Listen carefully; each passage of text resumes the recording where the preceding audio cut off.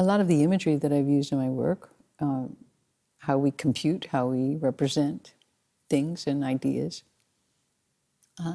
is about electronics and about speed, the speed of information. So those are my subject and my tools. And I think that it doesn't make, for me, any kind of conundrum to use tools to criticize tools. So I think it's an appropriate way to do it. Everybody has this love-hate relationship with technology. Everybody.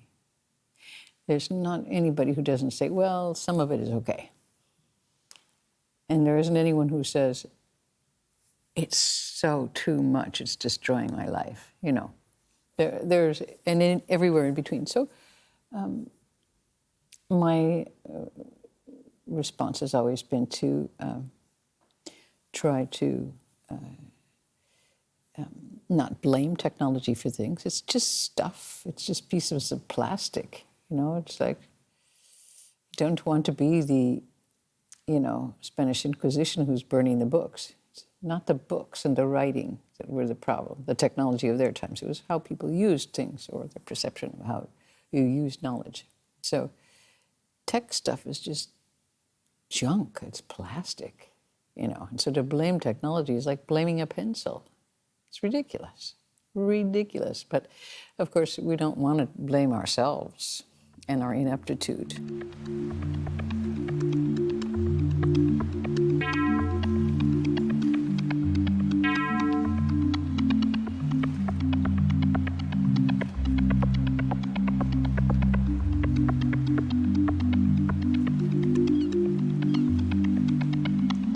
What Fassbinder film is it? The one-armed man comes into the flower shop and says, what flower expresses days go by? And they just keep going by endlessly, pulling you into the future. Days go by, endlessly, endlessly pulling you into the future. And the florist says, white lily.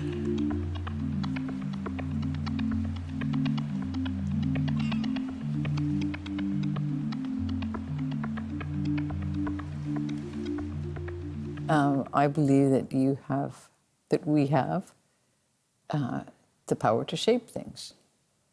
I think we have the power to design things, and that people forget that you have that power. Even, let's say, in terms of your own personality. Let's say, you know, something bad happens and you want to scream, you want to like, ah! And you say, like, you know what, but I'm not the kind of person who would scream. But you still want to scream anyway. And I see that as a kind of design problem. That when you design your personality, you made it just a little too small. You know, you designed it as someone who would not scream. And so you go and look at that. Of course, we inherit things from our parents. And of course, we do get things from our fathers and mothers and brothers and sisters and all of the other things in our genes. But we also shape them ourselves. Partially, we have the ability to shape. We're not just children of destiny. So you can go back in and make another kind of design that would say, okay, I'll be the person who could scream if I wanted to. I could. You don't have to, but don't disallow that possibility. Why are you limiting your freedom all the time? Why not just be anybody who could do anything? You know, you have to like design this little Facebook, whatever, ridiculous person, and then you're frustrated because you're caught in the limitations of it. Who designed that? Well, you did. So go and redesign it. Tinker with it. See what else you could maybe, you know, get out of your little prison.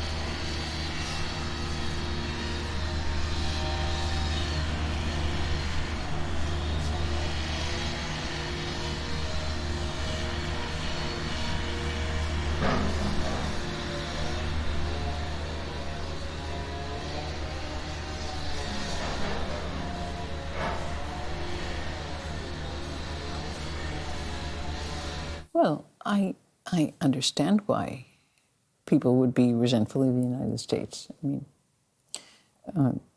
but I'm somebody who travels a lot, and I often get that kind of reaction of like, how could you live there? Oh, they're like hypnotized people. They're zombies. Now, part of that is bad press. I have to say, it's just like that. I don't know why that kind of shorthand is useful. I think it's really maybe part of why we put music and art in different bins, the same way we put so-called people's national characteristics in bins, which is, I mean, of course, there's a little bit of truth to that, but there's not a lot. So my example of that was, this kind of beautiful girl in high school who says, and who knows that people don't like her, and she said, well, people hate me because I'm beautiful. And you have to say, I'm sorry to say, people don't hate you because you're beautiful. They hate you because you're a jerk. You could have your own like fantasy about why people hate you. But usually it has to do with your behavior towards them, frankly. In other words, that you don't feel that they like you. And we're all so self-centered. We just, that's what we think. So I think that the reality is that of any empire or would-be empire is that they have a sense of entitlement. It's happened every single time there's been a power situation in which, by default or some reason, one guy's left standing. And out of the Cold War, the United States was the one guy left standing for a minute. And who likes them? Nobody, British Empire, Roman Empire, take your pick, No,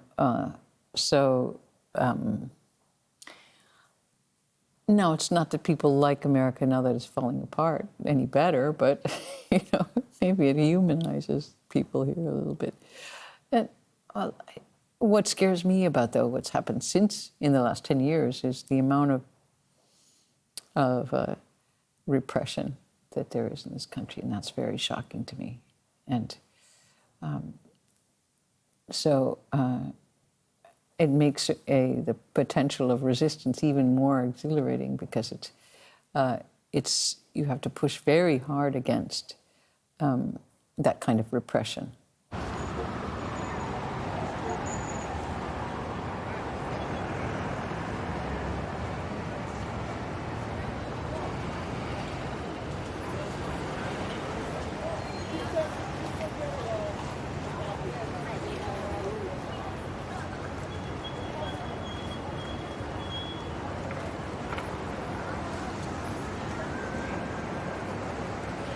Many of the issues that have been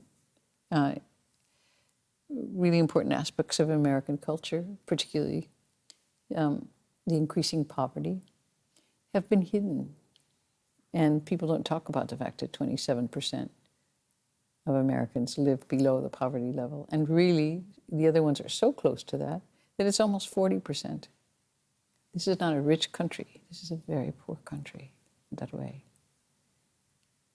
So that's not a language Americans speak, because we're ignorant, and we don't, and somewhat delusional and asleep.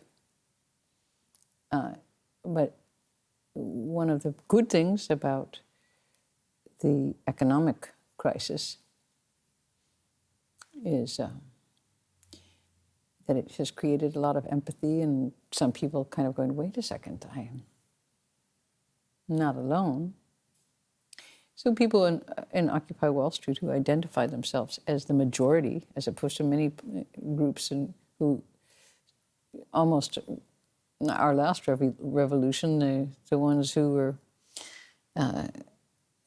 doing the most social activism, put themselves really apart and said, we're the student activists, we're the smart ones, we're the counterculture, we're reacting to the main. And this is not the case now. This is people saying we are the mass majority. America thinks it's such a rich country. We're not. As I said before, we have a huge number of people living below the poverty line. And our education system, our healthcare system, many things are dysfunctional here. And I think most Americans would have a lot of troubles talking about what we mostly do in this country, what our main industry is. Our main industry is war and destruction and manufacture of weapons. And that's what we do more than anything else. I think Americans would have a very difficult time saying that. They would maybe we'd talk about security, we'd talk about this different things, but we wouldn't say, no, our main industry is war. I think Americans are very good-hearted, very generous people that are caught in a massively abusive, crazy system that is crushing everyone. It's not just those people over there. Everybody in this country knows someone who's lost a house or a job, or whose opportunities are getting smaller and smaller. And so it's not something over there. It's something that you know about. And so I find that enormously exciting. I see so many really young people who are incredibly smart, very together, much more together than we were as revolutionaries. We were like just drugs, music, it was like, it was great. It was, as I said before, a little bit more niche-oriented because that was driven by the draft. That was driven by the fear of college boys being killed in a war. And it was a real fear. And we were afraid of that. And we wanted to make sure that they weren't dragged off to a ridiculous war and killed. We didn't want them to be killed. We liked our boys. We loved our boys. So we fought for that.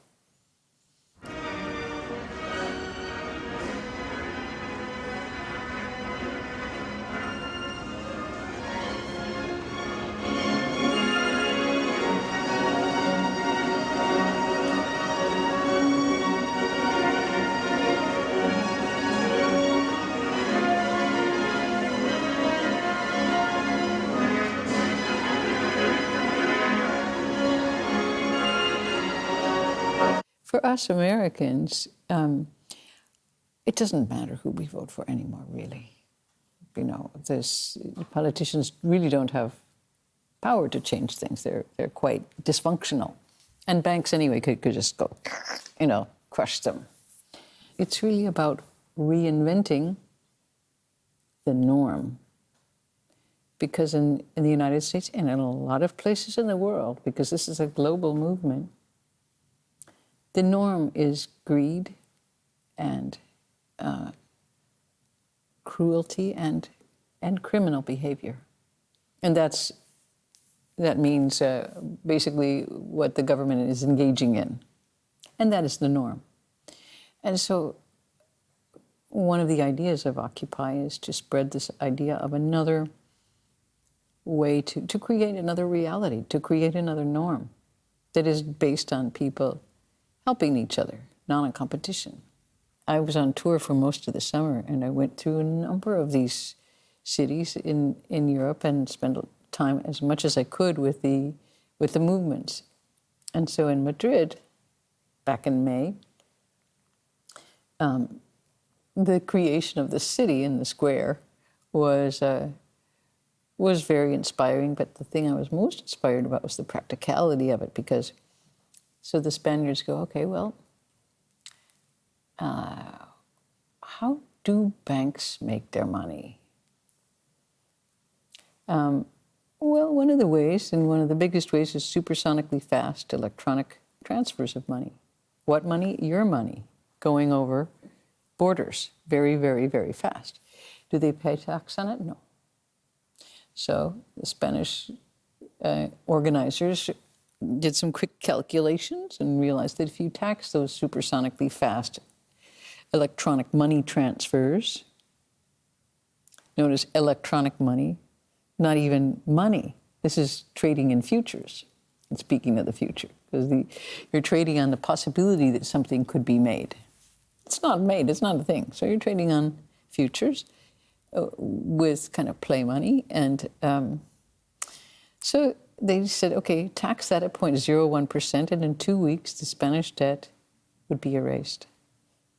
We will all work very hard at what we do. We make a lot of things. We grow a lot of food. We have a lot of energy. It's not for lack of that. It's not for lack of resources or ingenuity. But we are being robbed.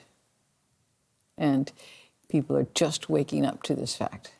Just realizing, wait a second, not just me, not just him, not just her, but over in, other parts of the world and other parts of your country. So when you make that realization, then you say, well, okay, now I know that. What am I going to do about that?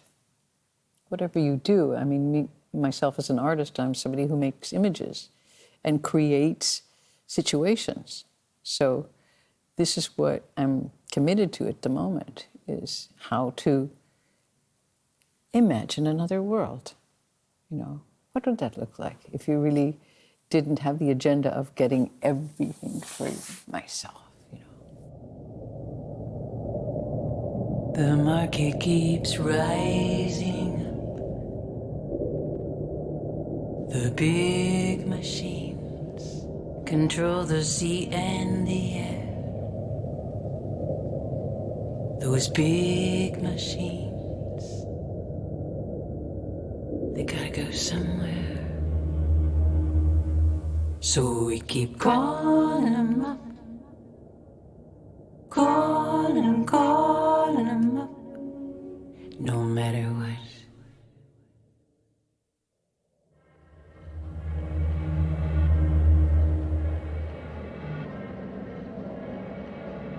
And then those questions come, like, was the Constitution written in invisible ink? Is everybody here forgotten how to think? Is this great big boat starting to sink?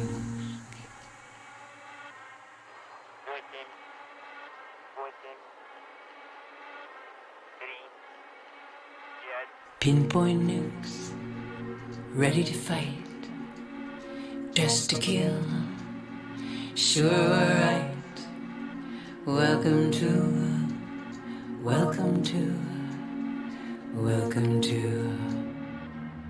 the American night. We just keep calling them up, calling them up. I think more and more that as we become closer to machines, we need to look more at animals, spend more time with animals, to just kind of reset things, A lot of people I know talk more like machines now than people, and run their lives as if they're part of a machine, or have mechanized a lot of their lives instead of just, and are part of a bigger machine as well. One of my favorite books now is called How to Be Idle by Tom Hodgkinson. It's a really beautiful book about why you work. Now, animals would not have to read this because they don't work. They have no jobs. They're just hanging out. So anyway, one of the things he talks about is illness, when you get sick. Now, in the United States, you're expected to pretty much work through it. If you get sick, you're a wimp, sort of like, so you would have to toughen up and, a different attitude. There's At one time when people would go, it was called convalescence. After you got better, you would spend some time resting, go to the south of France for 3 months and breathe the salt air and don't think a thing. Genuinely take some time off, but time has become so tyrannical now. Nobody can take even 30 seconds off. So Tom Hodgkinson suggests, plans you had this afternoon, why don't you just cancel them and go and have a beer with your friend whole afternoon? Or go take a long walk, or just go down and sit by the river for a few hours. Most people are like, what? I'm way too busy for that. So it's like, he uses another example of illness, which is like, he cites a British headline in a newspaper that says, British lose 500 million man-hours this year to illness.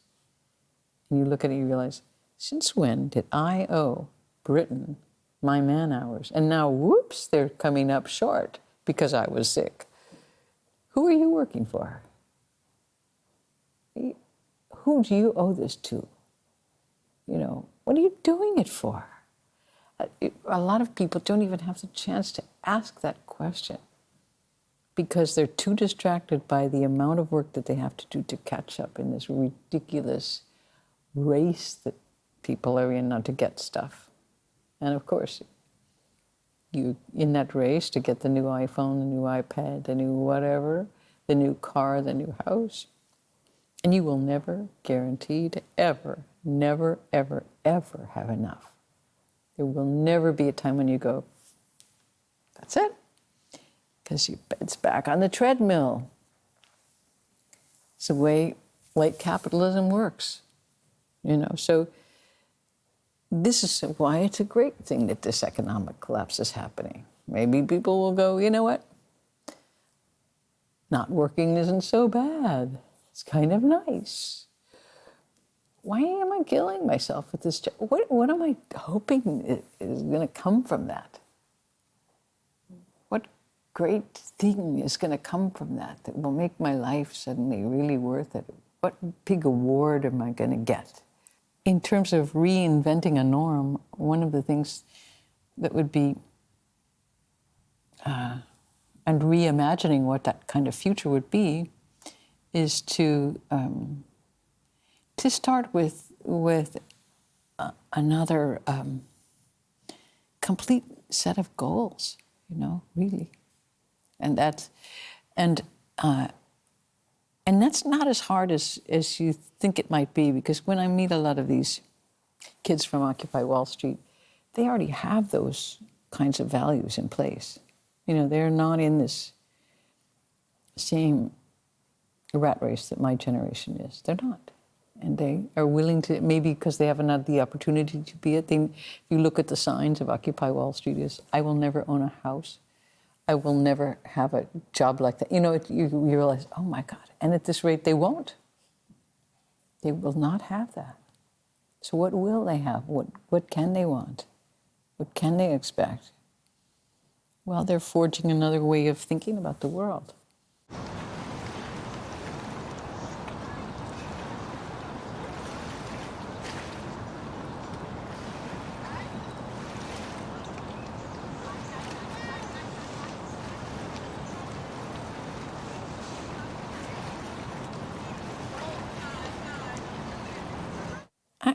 I do think people are genuinely looking to cooperate rather than to kill each other.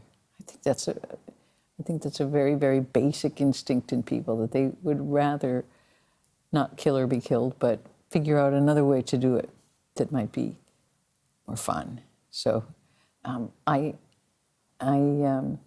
trust in that instinct, the way I trust in laughter. It's very hard to fake that. If you can fake it, but you can't fake a real laugh. Your body will tell you that it's true. So, and that's what instincts are for. We can all say, I believe this, I believe that, I hope this, I hope that, or my mind tells me, or my instinct tells me. And all of those come into play, but when it really comes down to it, I would choose my instinct over my rational mind. I choose to imagine something that is,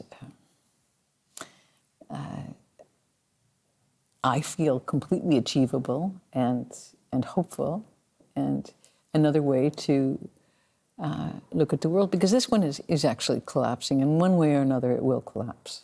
There's no doubt in my mind that it will collapse. So then what do you really want? What kind of world do you want to build and live in?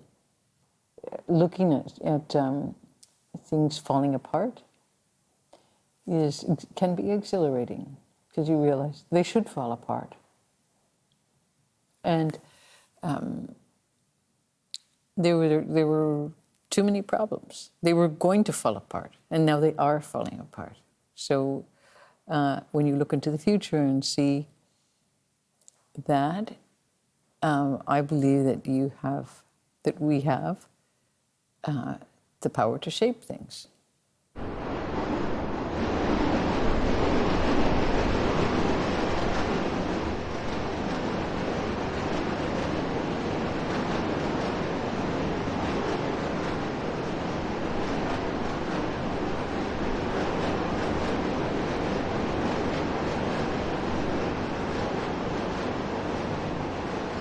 I find sadness very poignant. And besides, if you think about it, so much of music is made of regrets. If we didn't have regrets, we would have very little music. Willie Nelson is my favorite one in this case. He said, 90% of us end up with the wrong person. And that's what makes the jukebox spin. We know how it feels. But when I find this central part of myself, and I often try to find that part, there is something very, let's say I'm really angry, and I have to look through the layers, and at the bottom of that is a real soft place that is very sad. And I think I know everyone has that.